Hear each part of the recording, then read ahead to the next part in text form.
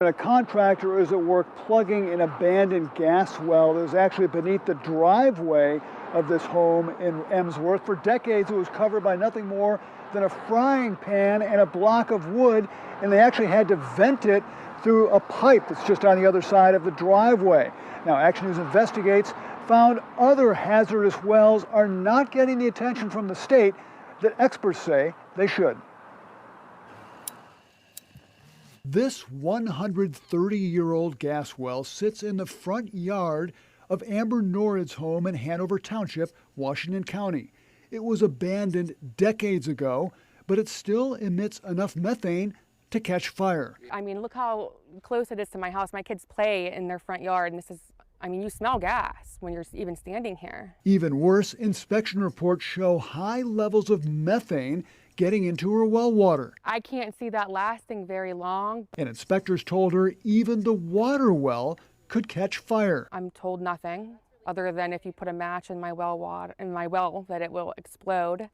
So I don't feel safe, and I have to take my children to family members' houses to get showers. State inspectors told her to vent the top of her water well to prevent an explosion. The old gas well in her front yard is one of more than 200,000 abandoned gas or oil wells in Pennsylvania, many of them emitting toxic methane gas. A detector finds gas coming from this well, known locally as the Zombie Torch, in a wooded area of Lawrence County, popular with young people. The area is littered with beer cans.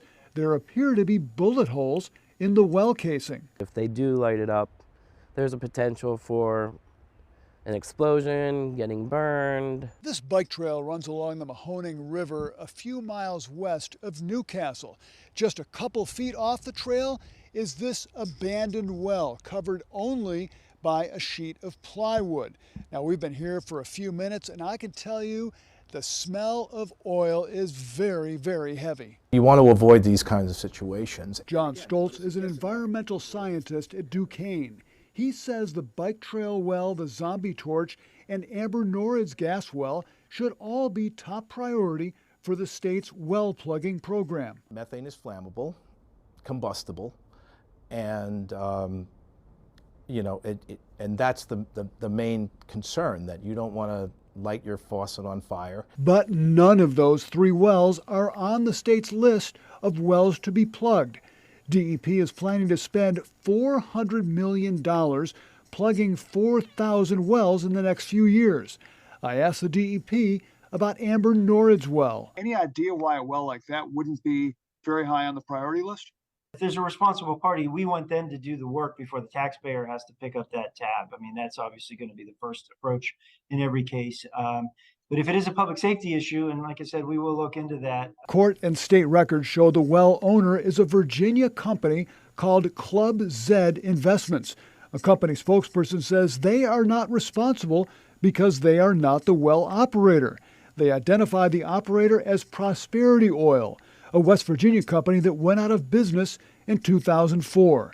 After we asked DEP about the bike trail well, they said it will be added to a future plugging contract.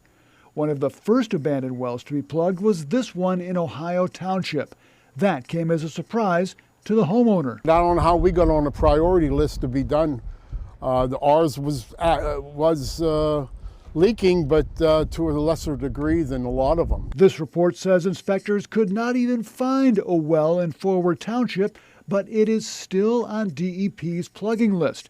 That list also includes a well in Kennedy Township that, according to DEP's own records, is already plugged. How would a well be able to make it onto the list if it's already been plugged? Well, that's a great question. It is possible that there are some errors in the database, and we certainly own up to that. We're all only human, and there will be mistakes that will be made. He says DEP will re-inspect all wells on the plugging list before awarding any contracts. Amber Norrid still cannot understand why the well in her yard is not on the list. I'm totally beat down and disgusted. I've been begging for help, of just having a peace of mind to have clean and safe water and air for me and my family. And it's just a shame that the DEP is just doing nothing.